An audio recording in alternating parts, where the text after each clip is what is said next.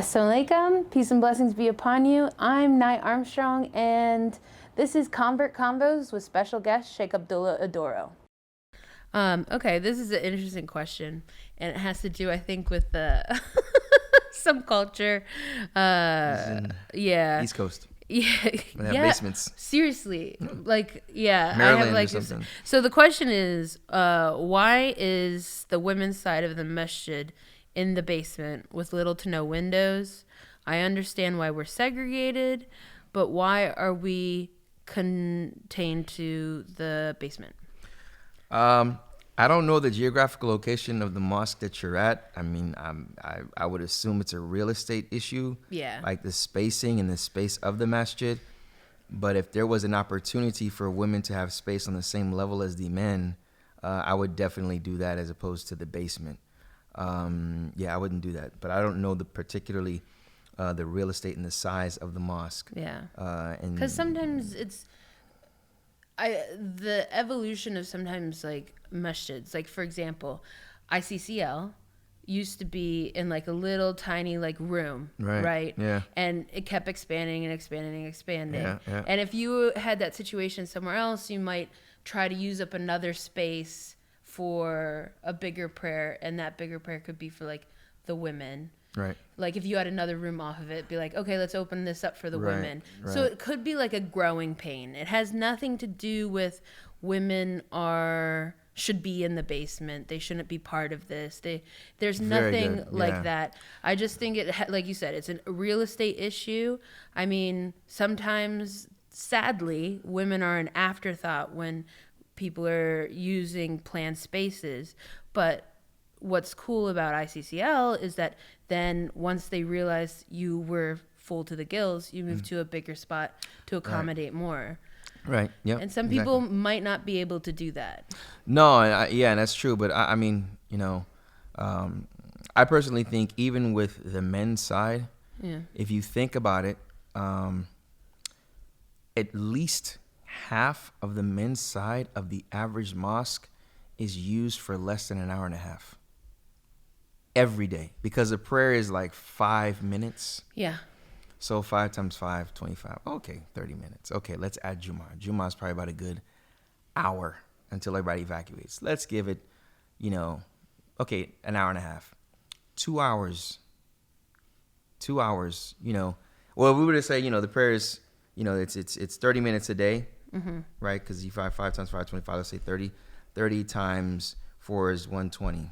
So it's an hour, 20 minutes. Then you have Jummah, Friday, which is 1 hour. So that's like 2 hours. Then you have the other prayers with that. So that's probably 2 hours, 2.5 hours a week. Only Jummah is when it's full. That half, the back half. The half between the women's side and the latter part, the back side of the men's side, that part's hardly ever used. Yeah. Hardly ever used. The reason I'm saying that is because there's a masjid in Houston, mashallah, Clear Lake Islamic Center. Yeah. The men's side was like the last phase of building the mosque. Oh. When I first went there, the men's side was very small. But they had a lounge. The lounge had a side for women with couches and rugs and vending machine and a kitchen with cabinets and coffee machines. And the men's had the same thing with the cabinets and the couches and the stools and the counters against the wall. They had a McDonald's play palace for children. Like everything was made out of sponge. They had basketball courts. When you go to pray, the men's side was probably, it wasn't big at all. I mean, but it filled. I mean, you just go there to pray. It's not.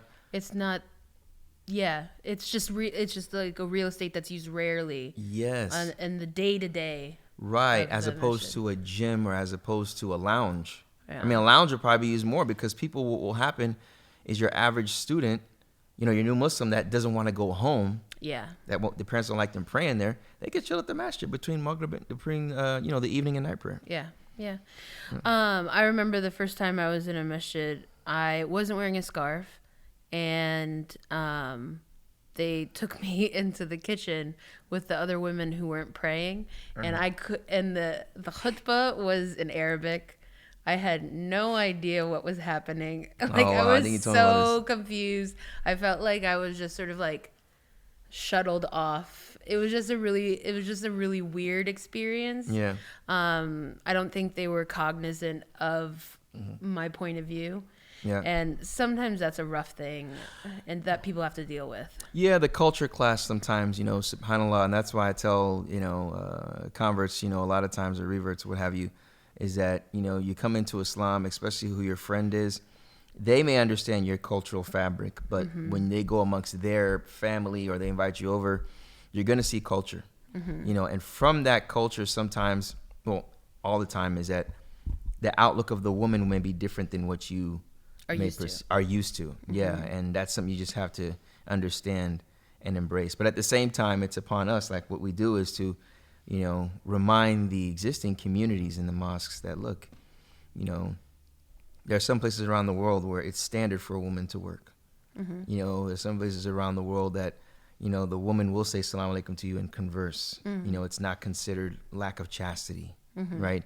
Even though there are boundaries, but, there is leeway for culture to be implemented. Yeah.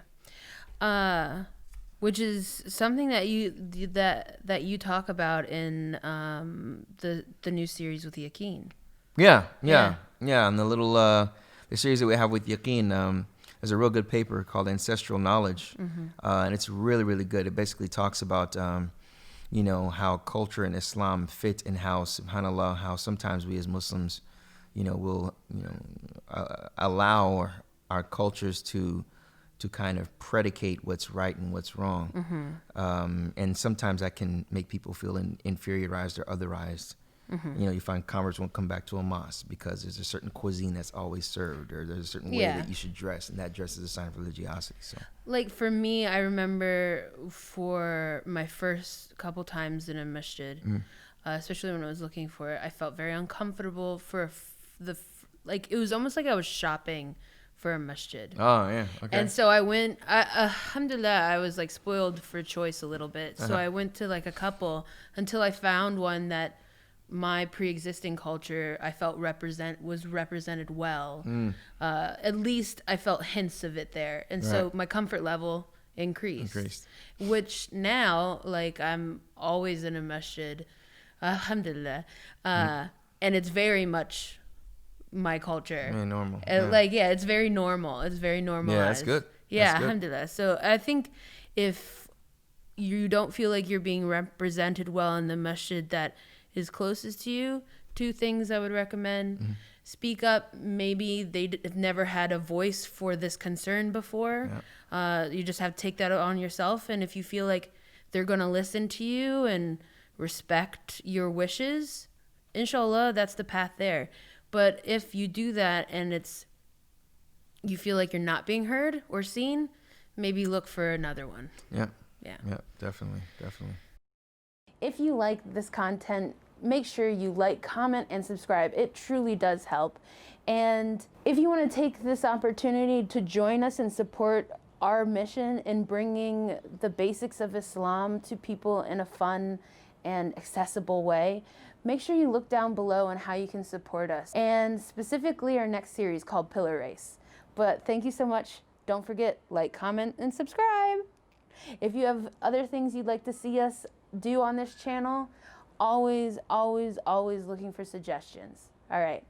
Thank you. Have a lovely day and happy Ramadan. Assalamu alaikum.